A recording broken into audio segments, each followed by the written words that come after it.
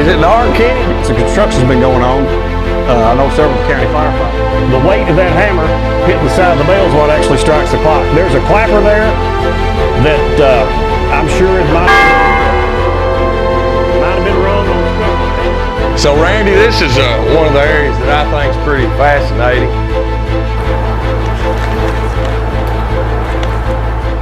Window frame. Right, they used that was still left.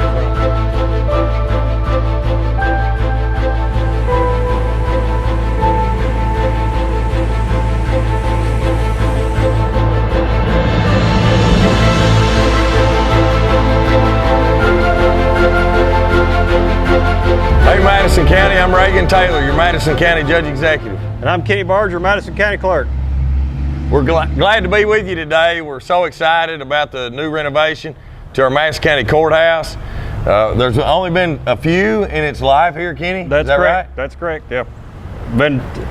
County Clerk has moved in here back in the 1800s, and then we moved out in the mid-2000s. So we're excited. We're excited to go through and just see some of the great historical pieces of our Madison County Courthouse and just have a fun little conversation today. Yep. So this is where our Squire Boone Rock used to sit, and now we're thankful to have a location up at Richmond City Hall as its new location. The Squire Boone Rock had been in Madison County Courthouse since about the mid-60s. Used to sit out on the front lawn of the courthouse. Yep. It's where it got a lot of its graffiti over the years. Yeah, it did. And a lot of its engravings in the back of it. Yeah. Yeah, but you probably will say something too about thanking Speedy Denny and his crew for getting that rock moved. He worked, nearly 6 months on planning and absolutely get everything moved out of here because it had to have a new home. Yeah, there's probably a lot of things in our city, in our county, that might not get the preservation if it weren't for Speedy. That's true. He works hard at it. We're very thankful to have a community member and a community leader like Speedy. That's right. Yeah.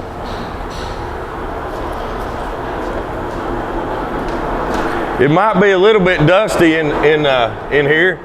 They're doing some core drilling down in the basement today for the elevator shaft.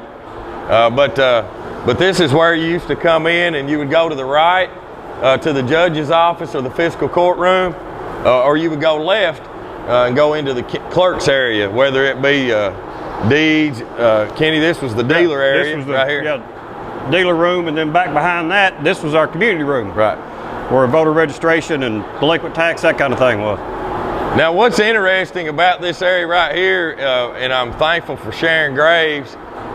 She actually had a conversation with her last week. She was looking at some old court documents, and I think there were court documents from back in 1892. There was a fiscal court meeting, we'll say, where the elected officials agreed to buy these and install these 6 columns. And in the minutes, it talked about how the second floor was unstable, and is why that they were going to buy 6 new columns. And so these columns would have been installed sometime around 1892. And you can see up here where at one point there was a fire in the courthouse. You can see the charred beams and charred joists. And the decoration on those columns, nobody had seen it since probably that remodel in the 60s, because they put the drop ceiling in. The prettiest part of the columns on the bottoms and the tops were completely covered up. Nobody could ever see it. And these 2 columns were encased in the wall, so you didn't even know these were here.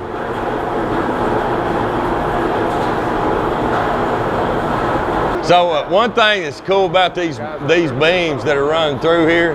Oh, that ain't Randy. Me. Hey, Mike. No, Mike. Ackerman. Mike, what's the distance? What's the distance of this room? Do you know? I can take and find out. Is it like 50 feet? Just guess. Really? Yeah, because we're talking about these beams the other day, and how that you can't find a splice in them, and we think that they go the full distance. It is full distance. Yeah. Do you know how long this span is right here? 60 feet, over 60 feet.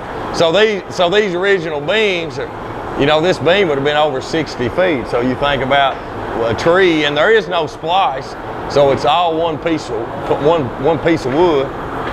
So you can imagine the tree that came. Well, I mean, what are that they? beam came from? They're 8 feet wide, and what? 24? No, they're not 8. They're probably that beam you're talking about, Yeah, Kenny? I'm talking about the thickness. The thickness width. would probably be 10 inches. Yeah, and then the height of it, I mean, be 18. Yeah. And it's got the original wiring post. That'd been the first electric that ever been running in the courthouse, running on that beam. Yeah. Where else do we want to go, Kenny? Well, we can go in here to motor vehicles.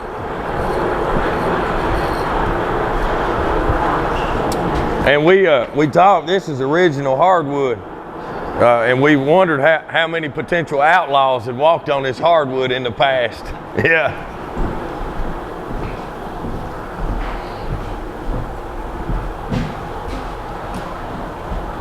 But this is the old, inside that little corner there would be the old motor vehicle room where most people, when they came to the courthouse, this is where they came to license their car. The room looks a whole lot bigger, cleared out than it was when we were in here. But I'm looking around, there's 50 years worth of wiring in the walls in here. I was gonna look and see what it's gonna be. So the original courthouse was it was just a straight building facing Main Street. Then sometime later, probably about 50 years later, they built the big extension on the back of it, which made it what we call the T. So you can see this is on the, if you look on the right up here, you can see the old extension, the old expansion back in the late 1800s. And if you back up a little bit, you can see the original part of the courthouse up here above. That timber was part of the wall, and that's a lot of the original brick that was cast here on site when they built the courthouse back in the 1850s. All but was put in the 60s. This concrete floor and these bar joists and everything. This is all the I thought that was interesting, Kenny, that back in the 60s they would have taken out the floor joists for the second floor and put these bar joists in. Well, it could have been that they were too weak to reuse. Yeah. Well, obviously, if in the late 1800s they were buying columns because the second floor up there was weak, I'm sure this one was too. That's a big span for a second floor. Well, and you know, that's a good point, Kenny. There was probably interior walls in here that probably helped hold those up. But there's also, and if you want to catch these, that's some of the original four-course on that original exterior wall at the back of the courthouse when it was first built. Did you find anything? Yeah, this is actually going to be the circuit court clerk's offices.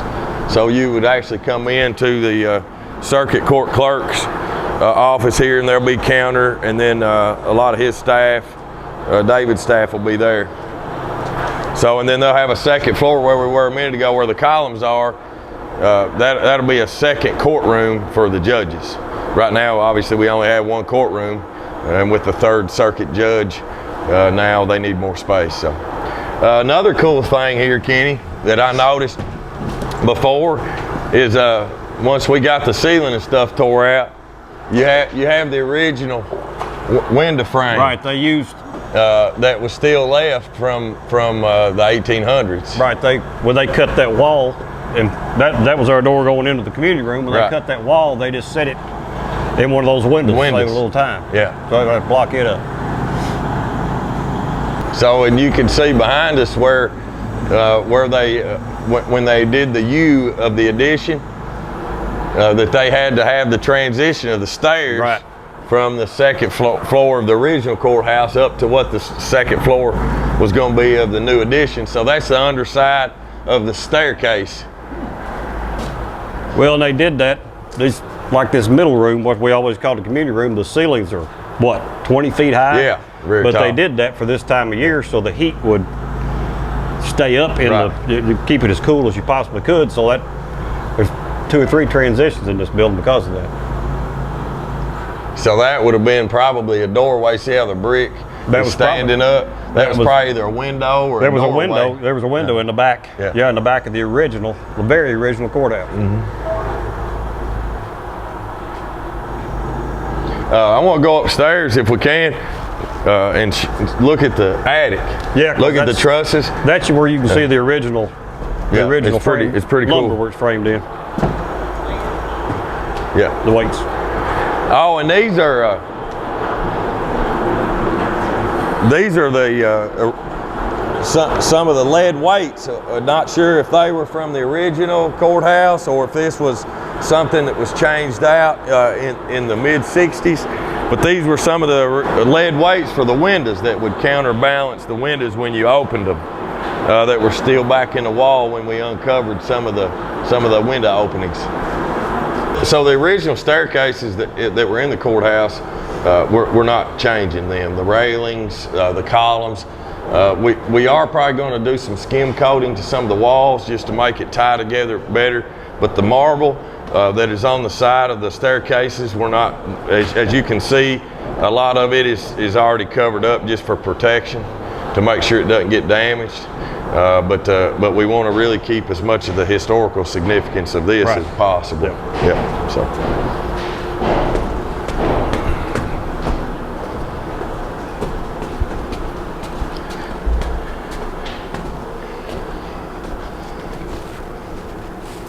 I've always wanted, you're not going to be able to get it on camera probably, but these stairs, even though they're marble, they're worn.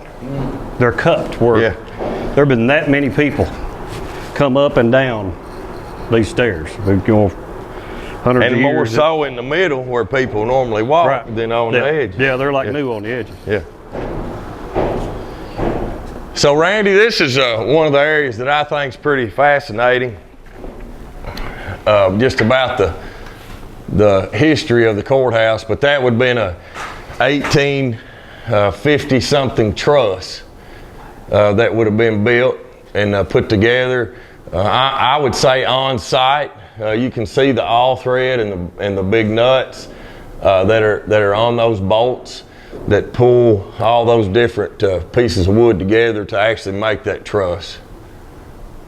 And of course that would have been original brickwork and things that would have been done in the 1850s.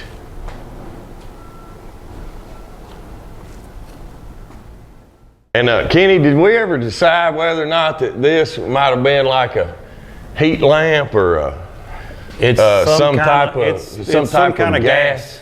It's definitely plumbed in for some kind of gas, but it's hard to tell. And where it is, it doesn't make a whole lot of sense. Yeah. Which originally this wall might not have been here, and this could have just been a bigger open room. Who knows? Yeah, well, they could have added some research. They could have come in and finished out the second floor. Yeah. Later on. But you can also see, Randy, right here where you have another one of those bolts with the nut and washer on it. So that would tie that together. And then you would have one in the middle and then one again on the other side.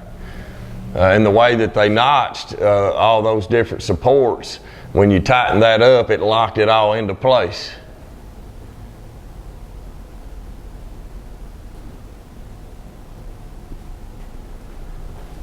And I bet you they didn't have no nail guns and skill saws back in, did they? I was looking, some of that looks a little more modern than what's in the cupola. Yeah. In the cupola up there, you can see where it was hand squared. Yeah. That looks a little more modern than that, but there's no way of telling.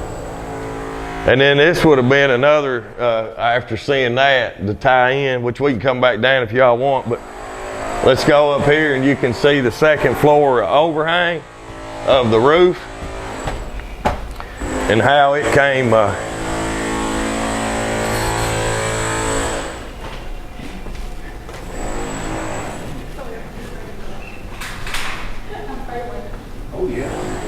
so that would have been your overhang of your roof, because this would have been an outside wall but before the mid-60s.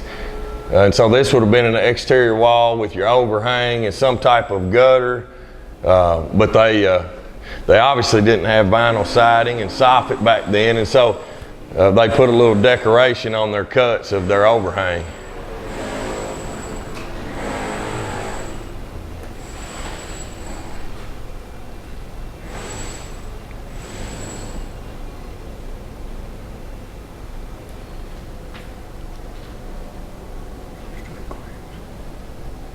So those rafters would have seen weathering the whole time. Absolutely, yeah. Yeah, and you can see in a couple of these are. And that metal that's up above that, you know, I'm going to say yes, some type of drip edge, because it looks like when they did the addition, they just bent it over, that used to probably lay back down.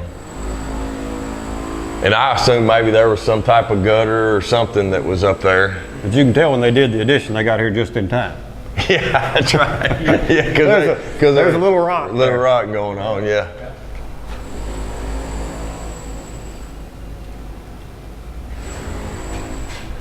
Room right here would be what everybody would know as the circuit court room.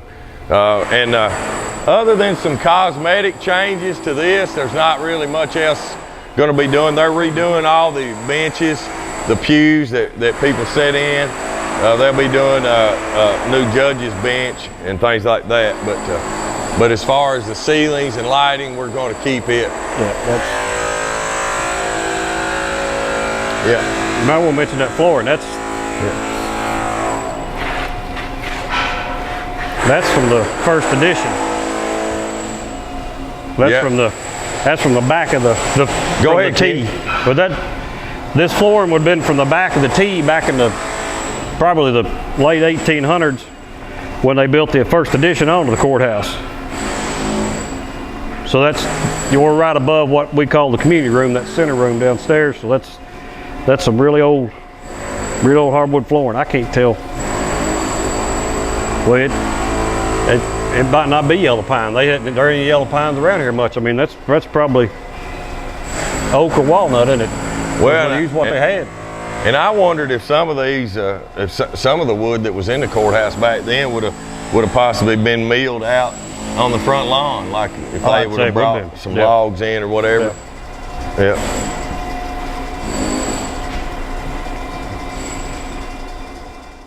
Hey Randy, now this is the original foundation of the courthouse. And if you go over just a little bit closer, you can see the footprint of like one of the columns. Can you see that? I get turned. And this is where the new elevator shaft's going. And we had to adjust it because this concrete wall right here would have been installed to help support that in the mid 60s. And so we didn't realize it because this block wall went all the way across. So when we opened this up, we had to shift the elevator shaft.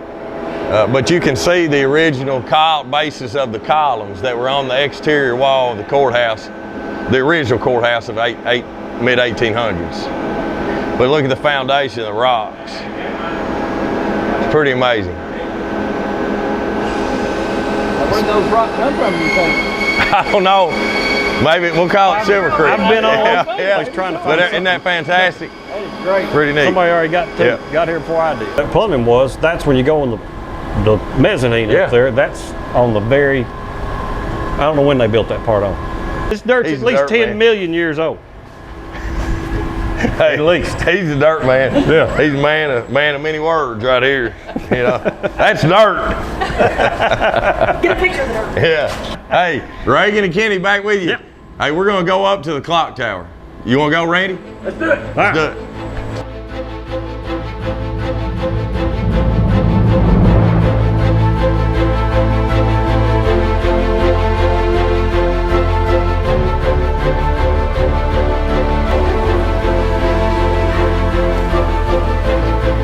Up here. Is it dark, Kenny? Dark. I didn't know it'd be dark in an attic. Yeah, it's. You know, and we got a sore head here if we don't duck under this. Well, you might want to. I don't know where you want to try to get it, but this is a good place to do it. How these are how they're put together. Yeah, yeah, you can see so that. They're mortise and tenon, and then they're pinned. Yeah. See that? Oh yeah, nice. So there's no. See that wedge? I like that. Yeah. There's no metal holding them together. So that nut would have been down underneath. It's right. You can see it would have pulled all this together and tightened it all together. There's one right here. Yeah. They've carved that out. Oh, they've carved and that there's a nut. there, yeah. beam and washer right there. William Bolin was here in 1948 doing some work, and he decided to paint his name in the year. William Bolin. Paint his name in the year. You're not going to be able to see it today because it's so dark, but on these beams and on the bottom side of the roof, there's all kinds of painted names and years and signatures from this over the years people been up here working. This is the cupola that was put on, I think, in the 1870s. The clock tower is not original to the building. And this is the circle, the framed up timbers that hold up the clock tower and the bell and everything. And they're the same mortise, tenon, and pin construction. They're all hand hewn. You can probably get, when you get the camera over here, you can see really good on this one. They're all hand hewed timbers. So none of this came from a sawmill. They cut them down as close as they could and to make them square.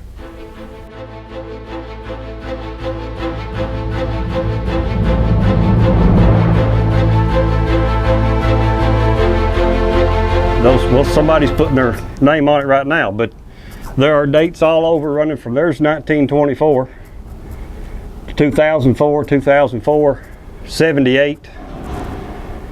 There's there's a 1928 written in pencil. Hanson Adams, it looks like.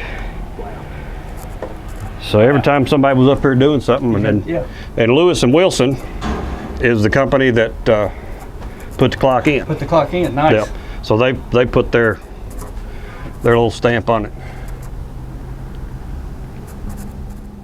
I'm looking around right now, and since the construction's been going on, I know several of the county firefighters and their crews have come up here to look around just I can see a lot of their signatures on here, the recent ones. These are I've hauled 2 sets of fixtures out of here that were lights that backlit these. These are obviously the most modern fluorescent ones, but there was 2 sets of light fixtures that were just bulbs that I've gotten out here just to have some room that backlit these clock faces so you could see them at night. So like I said, the clock was put in the later 1800s. All this was, the cupola and everything was built. This is the original clockworks. Been in here since the clock was put in.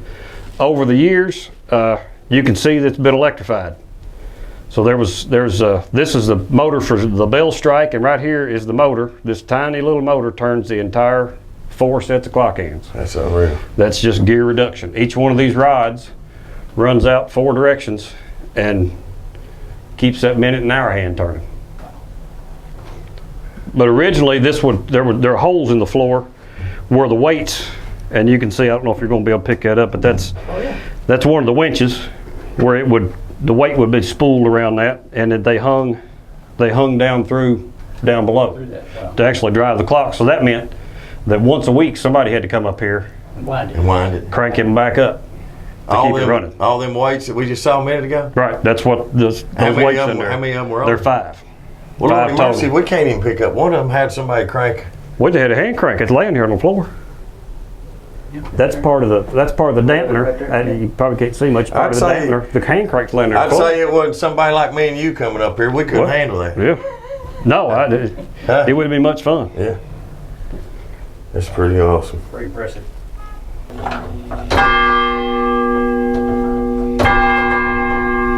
It's the weight of the bell. So the clock would pull the bell up and let the hammer, there's a hammer up there, and let it fall back on the side. Yeah.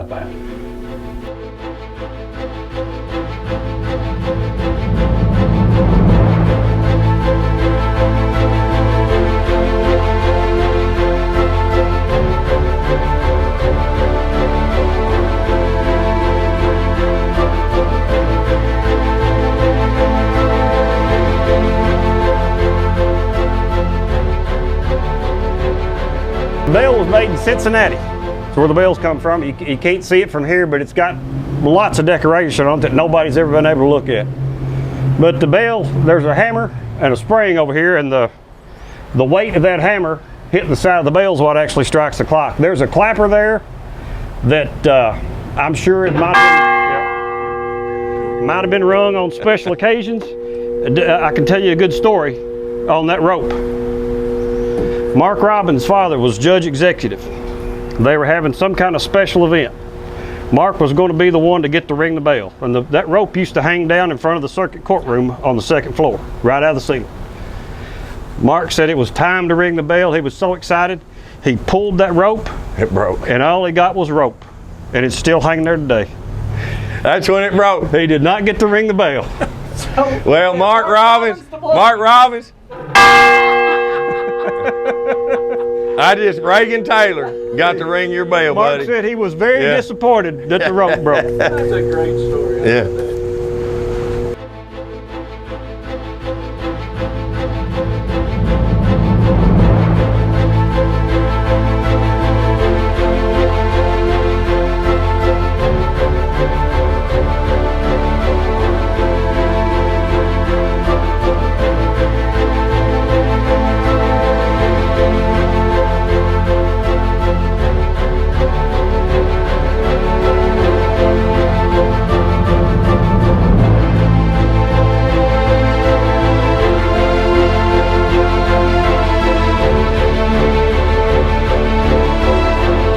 Thank y'all for coming with us on the tour.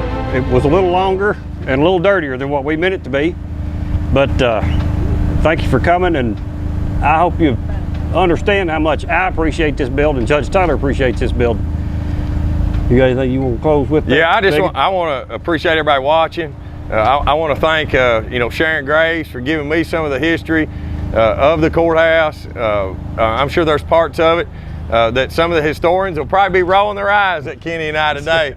But we are very proud of this. I've been to a lot of counties, and I think that we have one of the most fantastic courthouses in the Commonwealth of Kentucky. It's beautiful. It's something that we're very proud of, and we know you are too. God bless. Thank you.